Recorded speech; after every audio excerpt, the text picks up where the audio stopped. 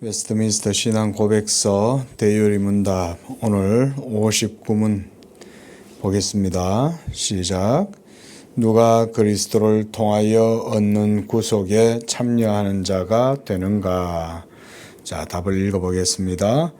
구속은 그리스도께서 값주고 사신 모든 성도들에게 확실하게 적용되며 유효하게 전달된다. 즉 그들은 때가 이르면 성령에 의하여 복음을 따라 그리스도를 믿을 수 있게 되는 것이다. 예, 구속의 참여자, 하나님의 택하심, 부르심을 입고 하나님이 미리 아시는 자들, 그들이죠. 그래서 예수님이 2000년 전에 십자가에서 또 자기의 인격과 삶을 통해서 객관적으로, 우리가 교리적으로 그렇게 표현하죠. 객관적으로 이루신 의. 이 객관적 의가 예수님이 행하시고 이루신 거예요. 여러분, 이때 여러분들이 유의해야 될 것, 알아야 될 게 뭐냐면요. 예수님의 객관적, 행하신 일이 객관적 의다.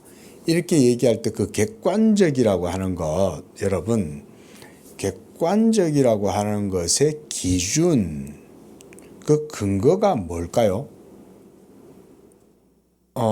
예, 맞는 말이긴 한데, 맞는 말인데, 교리적으로 좀 더 자세하게 한번, 예수님이 뭐에 대해서 사역을 하셨기에, 뭐에 대해서 행하고 이루셨기에, 예수님이 행하신 그 의를 객관적 의라고 그러냐 이거예요.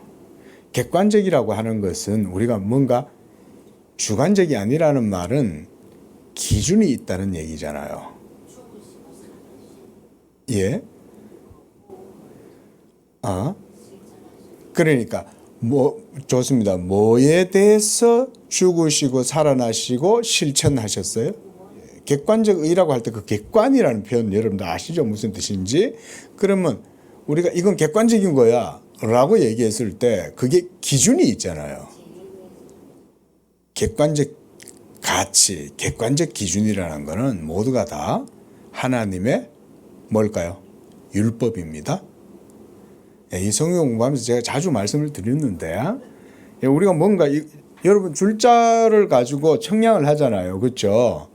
예? 그래서 여기서 저기까지가 3m다 이러면 그 3m라는 것을 눈으로 어림짐작하면 안 되죠.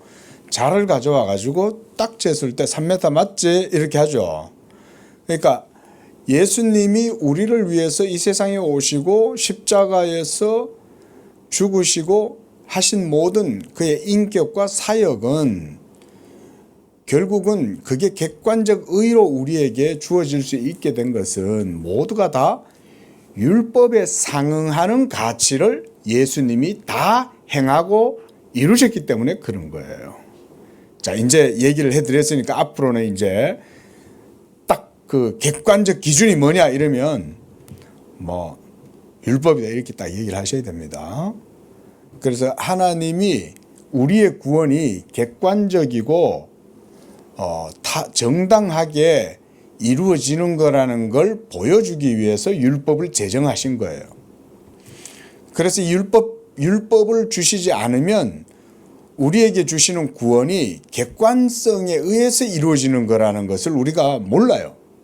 알 수가 없어요. 그래서 내가 잘 믿으면 구원 받는 거고 이런 식으로 생각하게 된다는 거예요. 그 내가 뭔가 성령 체험해서 막 화끈하게 달아오르고 막 불 받았다 그러고 벌떡벌떡 뛰면 내가 구원 받은 것 같다가 그거 식어버리면 어떻게 해요? 또 식어버리면 냉랭해져 가지고 다시 내가 구원 잃은 것 같고 그런 식으로 구원을 생각하면 안 된다 이거예요.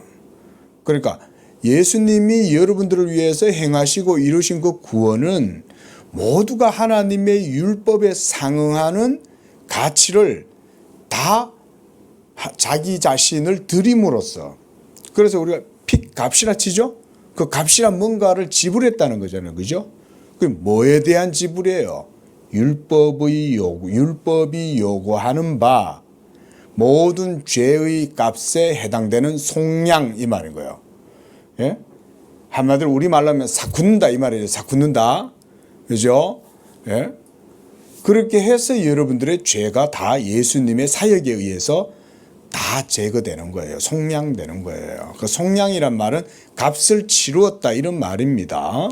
그러니까 하나님이 요구하시는 거죠. 내놔라 아들에게. 뭘 내놔야 되냐. 저 죄인들이 저지른 모든 악함에 대해서 네가 그에 상응하는 가치를 내놔라. 그래서 예수님이 우리를 위하여 자기의 인격과 자기의 삶으로 이걸 우리가 그래서 행하시고 당하시고 이렇게 얘기하죠. 그죠? 행하시고 이루셨다. 그겁니다. 그러니까 여러분들 우리가 예수 믿고 구원받는 건 객관적 기준과 가치에 합당하니까 구원받는 거예요. 이렇게 생각하셔야 바르게 믿는 거예요. 근데 내가 열심히 믿고 뜨겁고 성령 받아야 되고 이런 소리 하면 다 정답이 아니에요. 예. 물론 뭐 나쁠 거야 없지. 뜨거우면 좋지. 열정적이면 좋고. 근데 그게 구원의 근거나 기초는 될 수 없다. 자, 그래서 이렇게 구속이라는 것은 거기서도 얘기해놨죠. 그리스도께서 값을 주고 사셨다는 거예요. 자기의 몸을 하나님께 다 들여서 값을 치른 거예요. 그리고 그 값으로 이제 우리는 삼바 되었어요. 우리는 예수님에 의해서 피로 값주고 사신 자들이에요.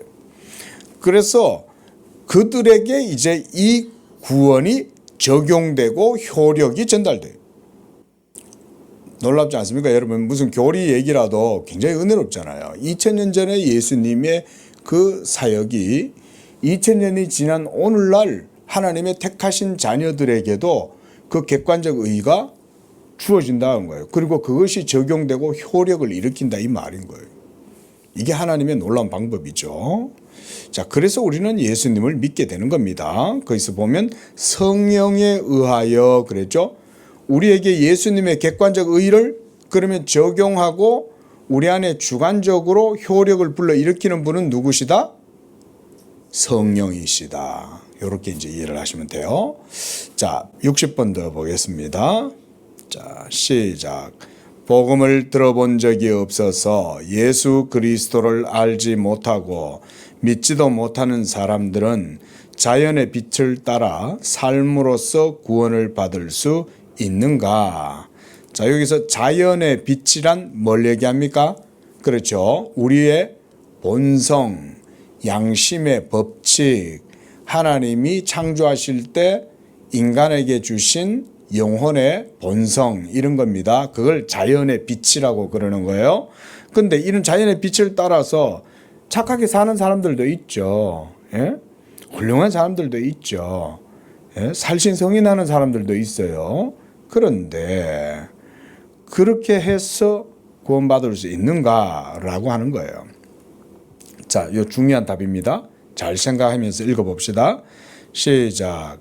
복음을 들어본 적이 없어서 예수 그리스도를 알지도 못하고 믿지도 못하는 사람들은 자연의 빛을 따라 혹은 그들이 믿는 종교를 따라 아무리 열심히 산다고 하더라도 구원을 받지는 못한다.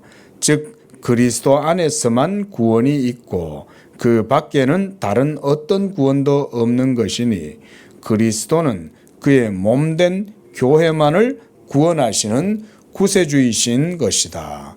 자, 요 제일 마지막 줄 요게 굉장히 중요해요. 예수님이 이 세상에 오셔서 하나님의 모든 일, 하나님의 의를 모두 행하고 이루셨을 때에 그것은 세상 모든 만민들에게 주어지기 위해서 하신 게 아니에요. 오직 아버지께서 창세전에 아들에게 주신 자들을 위하여 그리스도께서 이 세상에 오신 겁니다. 또 그런 그리스도의 사역은 하나님의 의를 드러내요. 그걸 통해서. 이렇게 함으로써 믿지 않는 자들의 모든 불신도 예수 믿지 않음으로 정죄를 받아요. 그러나 예수 그리스도를 믿는 자들은 그의 몸에 모두 다 연합된, 그래서 제일 마지막 줄에 보면 그의 몸된 교회 이렇게 하죠. 이건 그리스도와의 연합이 있어야 되잖아요. 예수 믿는 성도들과 예수님이 함께 연합되었을 때 우리는 예수님의 머리에 달려있는 몸이죠. 자, 바로 그들을 위한 구세주시다. 이렇게 말씀을 합니다.